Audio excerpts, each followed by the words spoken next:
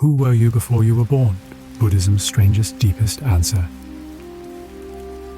Have you ever looked up at the vast starlit sky and felt a deep, inexplicable ache, a strange familiarity, as though you were not just looking at the universe, but remembering it, not your childhood home or your mother's face, but something far older, something that existed long before your birth certificate, your passport, your carefully curated identity? Who were you before you were born? So before you get comfortable, take a moment to like the video and subscribe, but only if you genuinely enjoy what I do here. It's one of the oldest questions in human history, and like the best questions, it refuses to die. From ancient mythologies to cutting-edge neuroscience, from barroom philosophy to solitary retreats, we keep circling back. Not because we're lost, but because the question itself keeps opening new doors.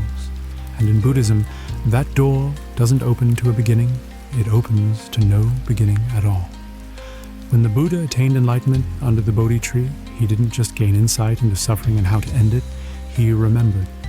In vivid, almost cinematic clarity, he recalled life after life after life. Not in vague symbols or archetypes, but in concrete detail, names, homes, meals, heartbreaks. This wasn't a comforting fantasy or a poetic metaphor. It was a memory deep enough to shatter the illusion of a singular, one-and-done lifetime. He described it not as a moment of creation, but as a house endlessly rebuilt, life after life, birth after birth. And what was the architect of that house? Not a god, not a cosmic planner with a clipboard and sandals, but craving and ignorance. In Buddhist psychology, these are not metaphors. They are causal forces. They function like gravity, not emotional states, but active energies with consequences. You don't need to believe in them for them to operate, any more than you need to believe in gravity to fall. It's a haunting thought that our own misunderstandings and desires are what glue us to this cycle of rebirth. And yet, it's also empowering, because what is built can be unbuilt. What is constructed can be deconstructed. The Buddha's journey wasn't just philosophical, it was deeply personal. In a way, Buddhism is one long archaeological dig into the mind, peeling back layers of identity, narrative, and reactivity until only a question remains. Who was I before I believed I was me? Religious traditions across the world have their own takes. Christianity, for instance, tends to locate the soul's origin at conception, divinely gifted and completely new. Hinduism, like Buddhism, embraces rebirth, but differs on what travels. A distinct Atman, or soul, journeys on like a tourist hopping lifetimes. Indigenous beliefs often root identity in ancestry and land, blurring the lines between self, spirit, and soil. Each tradition maps the mystery differently, but all seem to agree we didn't just appear here. But the Buddha refused to speculate on first causes. When pressed about whether the world is eternal or has a beginning, he often responded with what's famously called noble silence. This wasn't dodging the question, it was pointing out that the question itself was malformed, like asking, what's north of the North Pole? It assumes the wrong framework. The Buddha was more interested in what can be usefully known, namely, how to understand suffering, its origins, and its end. This is where Buddhist thought diverges radically from both monotheistic creation stories and random chance materialism. It doesn't say, a god created you, nor does it shrug, you're just chemicals plus luck. Instead, it says something wildly different. You are a process, not a soul, not a fluke, but a stream of causality, an unfolding chain of thoughts, emotions, actions, and consequences, endlessly looping until insight breaks the cycle. This process isn't about metaphysics, it's about experience. If you sit quietly and observe your own mind for even 5 minutes, you'll notice something strange. Your thoughts arise uninvited, your preferences shift, your identity flickers. You might be angry at 10:01 and laughing at 10:03. Who then is this stable you? Buddhism's genius was to take this insight and universalize it, not just across your life, but across lifetimes. The Buddha describes samsara, the cycle of birth, death, and rebirth, not as a mythological loop, but as a psychological one. Craving leads to action, action leads to identity, identity leads to clinging, clinging leads to suffering, suffering leads back to craving, round and round, no villain necessary, just a system sustained by misunderstanding, and the most seductive misunderstanding of all, that you are a fixed thing with a birth date and a death date, living a story with a neat beginning and a noble end. But let's complicate that. If your self is a process, not a thing, then maybe you've never really been born in the first place, not in the way you think. Maybe birth is simply the moment the process reboots in a new container, and maybe death is just a sleep between chapters. So who were you before you were born? Buddhism's answer is as terrifying as it is liberating. You've always been becoming. There was no singular you to begin with, just patterns, memories, tendencies, karmic habits, wearing the mask of personality. But don't worry, you wear it well. And this is where the mind begins to stretch.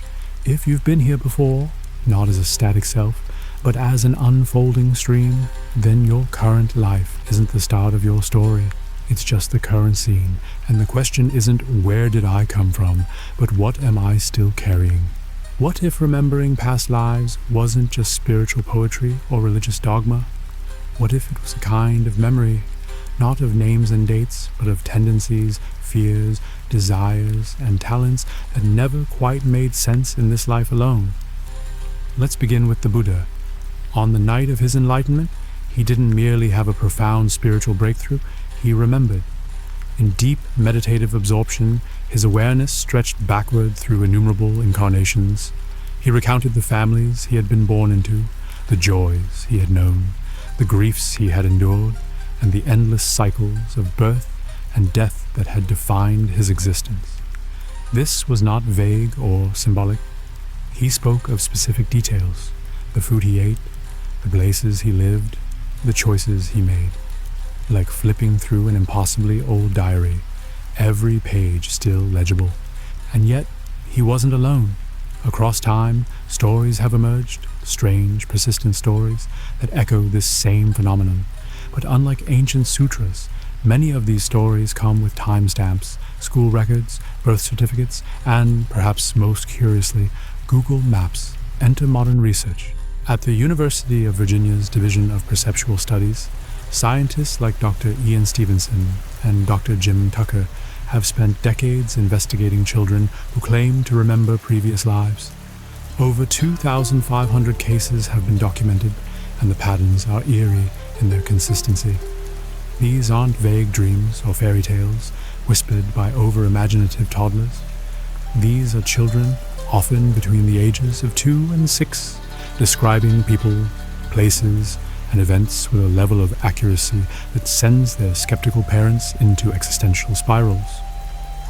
Imagine your 3-year-old calmly explaining how he used to be a rice farmer in Myanmar, naming the village, the family members, even recounting how he drowned in a flood, and then leading investigators who've never been to Asia to the exact house.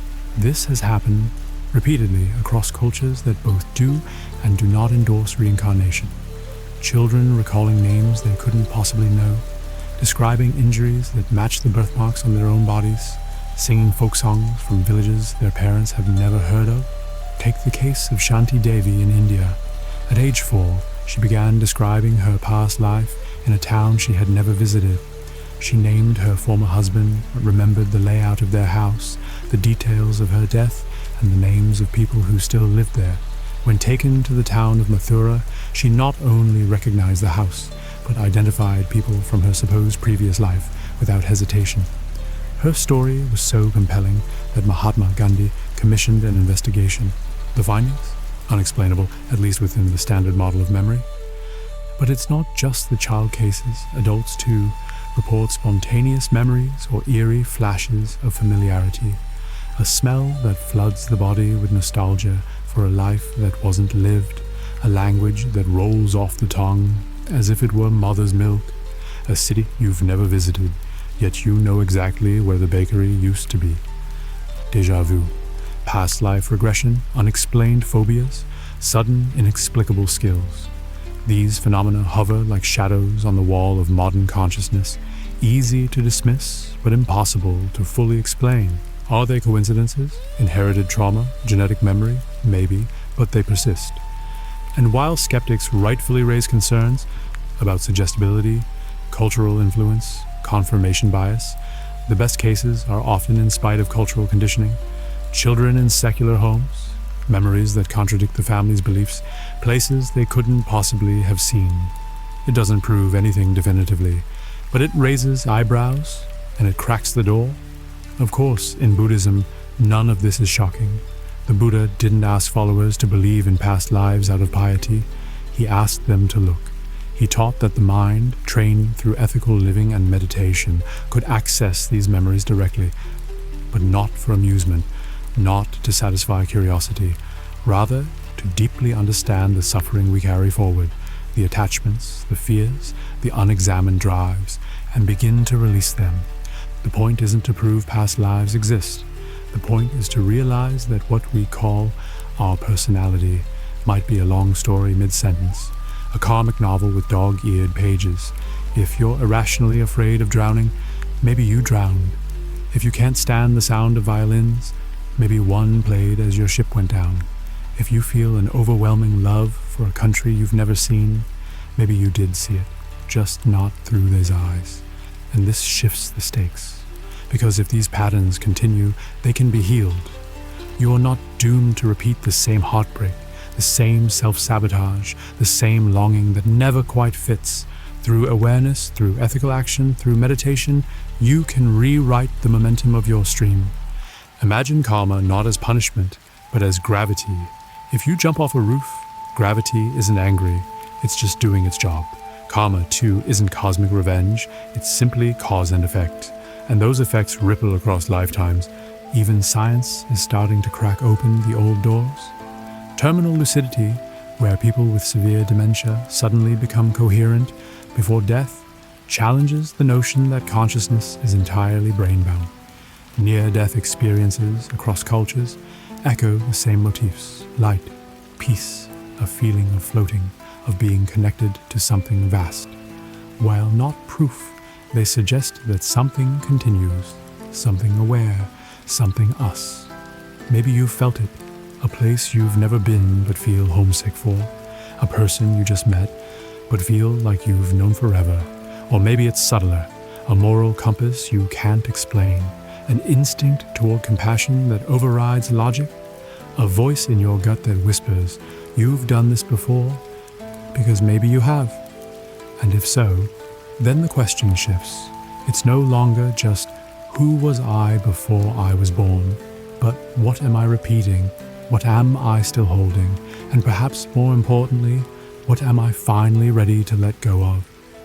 Let's say you're open to the possibility you've lived before, but that's just the beginning of the puzzle. If you weren't you in the way you are now, what exactly carried over? What moved from one body to another? If Buddhism denies the existence of a soul, then what is it that continues across lifetimes? It's a paradox that's confused and intrigued spiritual seekers for centuries. Most of us are used to the idea that something solid must continue, a soul, an essence, a spark. But Buddhism says no, there is no eternal unchanging self, no immortal you traveling like a cosmic suitcase from one incarnation to the next. Instead, what continues is a process, a pattern, a stream, known as the mind stream. Think of a river. The water flowing past you now is not the same water that flowed by a moment ago, and yet we still call it a river. The shape, the movement, the rhythm, they remain. The river has continuity, but not identity. Similarly, your consciousness is a flow, never the same from moment to moment, but with a certain direction, a certain pattern. That's what moves from life to life. Not the water, but the stream. Buddhism calls this stream vijnana, consciousness, but it's not an independent thing floating through space, waiting to plug into a new baby. It's a conditioned process, dependent on karma, on habits, on perception. Your mind today is not the same as it was 10 years ago. You've had new experiences, formed new thoughts, let go of old ones. And yet, there's a thread. That's the mind stream, continuity without a core. Still, it feels confusing. If there's no permanent me, then what's being reborn? How can I have a past life if I don't even exist? Here's where the Buddha gets beautifully precise. He used analogies. One of his favorites, fire. Fire is not a thing in itself. It exists in dependence on fuel. You can have a wood fire, a gas fire, a candle flame. The flame has no independent existence. It depends entirely on what's feeding it. Change the fuel, and you change the fire. Rebirth works the same way. One life lights the next, but nothing tangible is carried over, like using one candle to light another. The flame of the second candle is neither the same as the first, nor completely different. There's a causal connection, just enough continuity to carry a karmic thread, but no immortal soul leaping across bodies. This may sound abstract, but it has enormous implications. It means you're not locked into a permanent self. You're a process, a pattern that can be understood and changed. You are not your past, but your past does echo through you. And that echo, if left unconscious, keeps bouncing. So what happens at death? The body begins to break down. In Buddhist teachings, the classical elements, earth, water, fire, and air, dissolve. You may feel heavy, then dry, then cold, then breathless, but all the while consciousness continues, shedding its gross layers like clothing. This process culminates in what Tibetan Buddhism calls the clear light, a pure, non-conceptual awareness that arises when the coarser levels of the mind dissolve. If recognized, this moment can lead to liberation. If missed, the mind stream moves on. What follows is the bardo, an intermediate state. Think of it like a dream, but hyper-real. You have no physical body, but you still experience visions, emotions, desires. And here's the kicker. Everything you experience is shaped by you, by your karma, by your thoughts. In the bardo, your mind has 7 times the clarity it did in waking life, but also 7 times the reactivity. This is why training the mind now matters, because in the bardo, you are your mind. You see terrifying deities or blissful lights, not because they're out there, but because they're in here. You are projecting your karmic imprints in 3D without the buffer of a physical body to filter them. You are consciousness raw and unshielded. This state is not eternal. It ends. But what happens next depends on the mind's tendencies.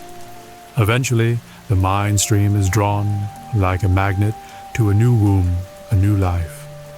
And what determines where it lands? The final thought. In Buddhism, the last moment of consciousness before death is considered incredibly important. It's like a slingshot. If your final thought is peaceful, generous, free of clinging, it launches your mind stream into more favorable conditions. If it's angry, fearful, grasping, that too sets the tone. Of course, the last moment is influenced by a lifetime of habits, which is why the practice isn't about just dying well. It's about living well. Now, what enters the womb isn't a ghost or a soul. It's that mind stream, conditioned by karma, shaped by craving, propelled by habit, and it meets conditions that match its tendencies. In some Buddhist traditions, this is described as the Gandhaba, not a soul, but a karmic echo looking for resonance. Like a tuning fork that finds another with the same frequency, it is drawn to parents, a location, a set of genes that matches its karmic imprint. You don't choose your next life like picking from a catalog. You are pulled toward it by the gravity of your own mind. This sounds terrifying until you realize it also means you can steer. Karma isn't fate, it's momentum. You can create new patterns, new tendencies, new echoes. That's the beauty of this model. You are not punished for the past, you're sculpted by it, and you are the sculptor. So when someone asks, what happens when we die? Buddhism doesn't offer a one-size-fits-all answer. It offers a mirror. It says, you die the way you live. If your mind is scattered, reactive, fearful, death will feel like being flung into a storm. But if your mind is stable, loving, aware, death can feel like a return to something profound.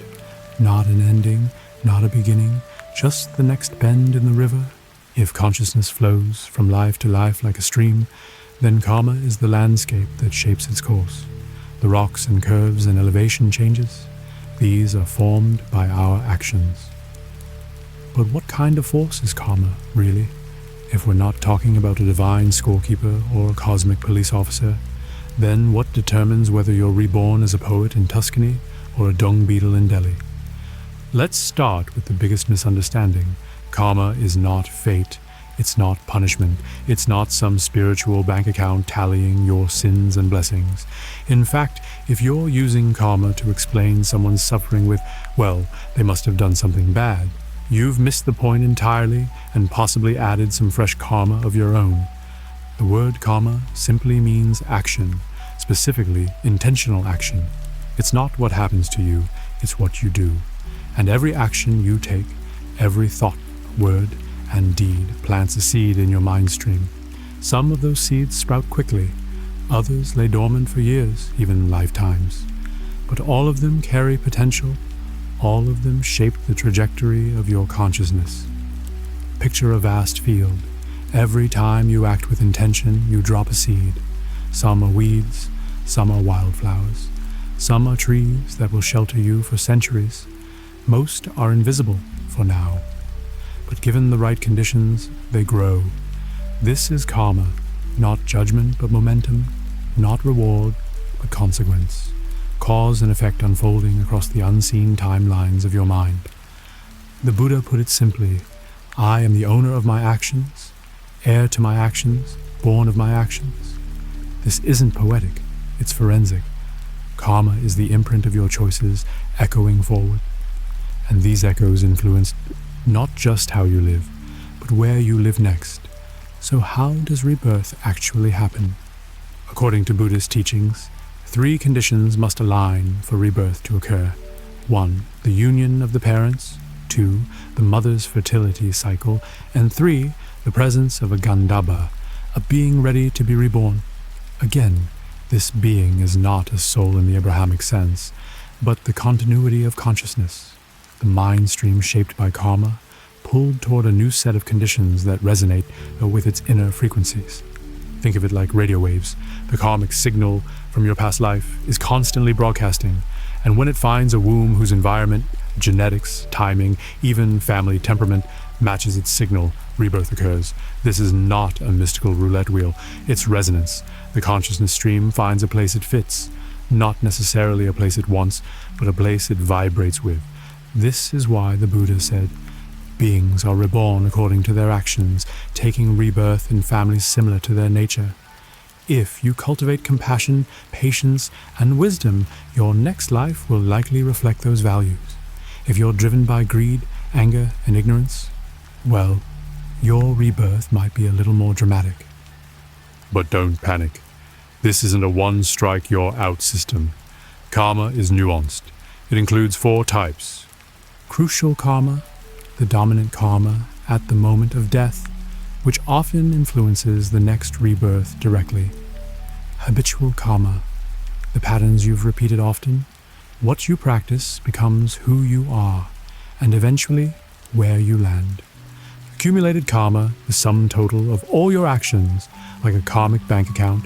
Proximate karma, the karma closest to the moment of death.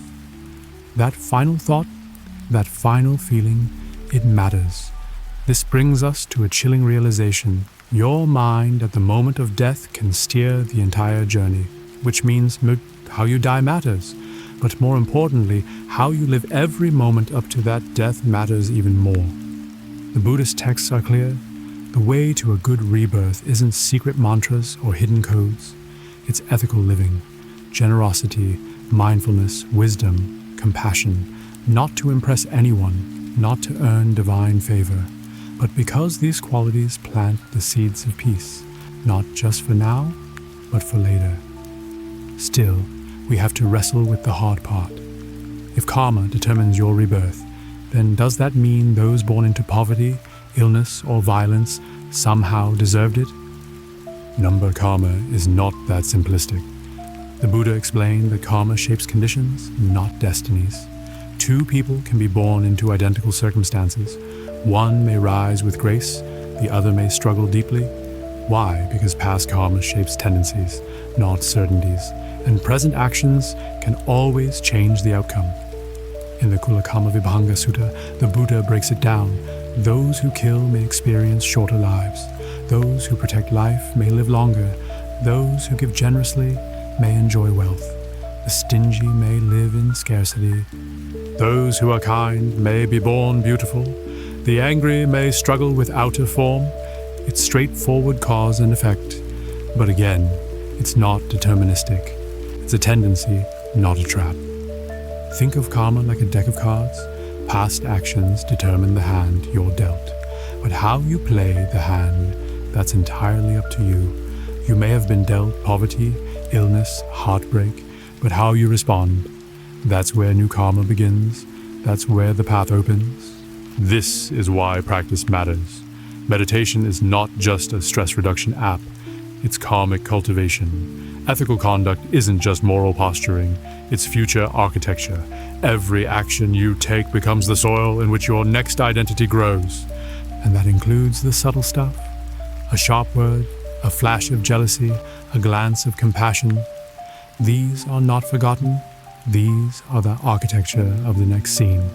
Not because someone's watching, but because you are the watcher. Your consciousness remembers what your ego forgets. And maybe that's the most important takeaway. You're not stuck.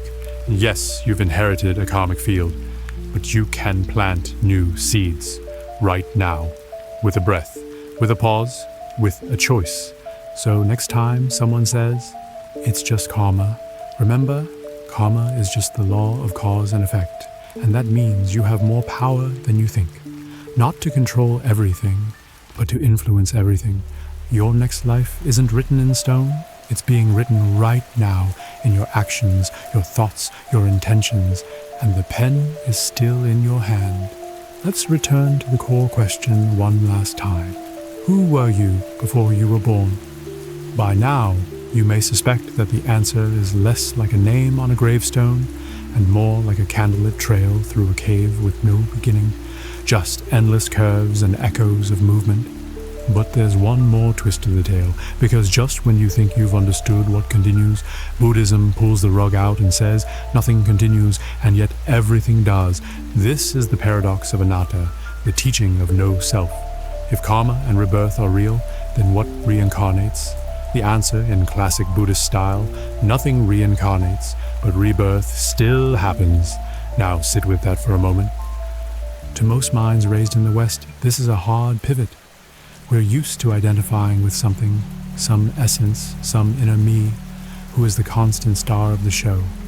Buddhism says that me is a fiction, a convenient convention, a kind of grammatical necessity. There's no you behind your thoughts, feelings, and habits. Just the thoughts, just the feelings, just the habits. It's like mistaking the chariot for something other than its wheels, axle, and frame. The Buddha used this exact analogy when asked to explain the self. Take a chariot apart. Where is the chariotness? Now take yourself apart. Where is the self? Look into your experience. What do you find? A body, form, sensations, feeling, perceptions, mental formations, thoughts, memories, habits, and consciousness. These are called the five aggregates, the skandhas. They're always shifting, always flowing. None of them stay the same. So where is the self? It's not that you don't exist. It's that you don't exist in the way you think you do. And yet rebirth happens, not as the movement of a soul from one vessel to another, but as the continuation of momentum. Like a wave on the ocean, no drop of water moves from crest to crest, but the energy carries forward. It's the pattern, not the person. The echo, not the singer. The imprint, not the self. Still, this isn't a philosophical trick. It's an insight meant to liberate. Because once you see that you are not a fixed self, the great tension of your life begins to dissolve. No longer are you defending yourself against every threat, disappointment, or ego-bruising moment. You can let go. You don't have to protect a permanent identity. You are allowed to evolve, and when you're not locked in the prison of me, you're suddenly much more available for others. This is where compassion blooms, not from doctrine, but from emptiness. And strangely, that compassion has continuity too. It's not you who are reborn, it's your intention, it's your habitual generosity, it's your cultivated patience. If you are a candle, then rebirth is the lighting of the next wick, not with your wax, but with your flame. So when someone asks, "Who was I in a past life?" a Buddhist might answer, "You were suffering, you were craving, you were kindness, you were fear." In other words, you were the tendencies that continued, not a name or a face. And when they ask, "Who will I be next?" the answer is the same. Who you are becoming is up to you. This reframes the whole spiritual path. We're not here to uncover some eternal essence. We're here to understand the pattern, soften the pattern, and ultimately release the pattern. This is why meditation matters, not just as a stress reliever, but as a laboratory for watching how identity is built, moment by moment, out of habit, thought, and feeling. The more you observe it, the more transparent it becomes, and one day it just dissolves. And in that moment of clarity, something profound emerges. Not a new identity, but a vastness. Not a person, but presence. Not a self, but a silence that doesn't need to be named. This is the real answer to the question, who were you before you were born? You were the space before the story started.